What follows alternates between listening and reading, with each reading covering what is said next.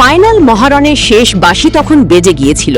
১৬ বছর পর বিশ্বকাপ শিরোপা জয়ের আনন্দে মেতেছিল লামিন ইয়ামালের স্পেন।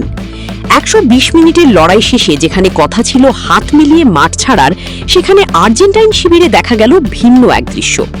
লাইন্সম্যান এবং স্কালোনির সাথে দাঁড়িয়ে থাকা লিওনার্দো পারেদেস তর্কে জড়িয়ে যান এরিক গার্সিয়ার সাথে, এবং যেন তেন তর্ক নয়, এটি রূপ নেয় হাতাহাতিতে। আর্জেন্টাইন মাস্টার মাইন্ড গার্সিয়াকে সরিয়ে দিলেও মেজাজ নিয়ন্ত্রণে রাখতে পারেননি পারেদেস। তিনি তেড়ে এসে সোজা ধাক্কা মেরে ফেলে দেন গ্যাভিকে, আর হজম করেন রেড কার্ড। সোশ্যাল প্ল্যাটফর্মে ফাইটের ভিডিও নিয়ে চলছে সমালোচনার ঝড়। এবার এই ফেয়ার গেম প্লে নিয়ে মুখ খুলেছেন সাবেক ফুটবলাররাও। গ্যারি নেভিল এই ঘটনাকে নেক্কারজনক বলে জানিয়েছেন, খেলার প্রতিযোগিতায় আর্জেন্টিনারা ফেভারিট থাকলেও ম্যাচ শেষে যে ঘটনা দেখা দিয়েছে তা মোটেও কাম্য নয়। অন্যদিকে পারেদেসের এই ঘটনাকে জঘন্য বলে মন্তব্য করেছেন জো হার্ট।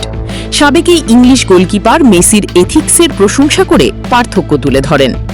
রেড কার্ড দেখায় নীল সাদা জার্সিতে পরবর্তী আন্তর্জাতিক ম্যাচ খেলতে পারবেন না পারেদেস।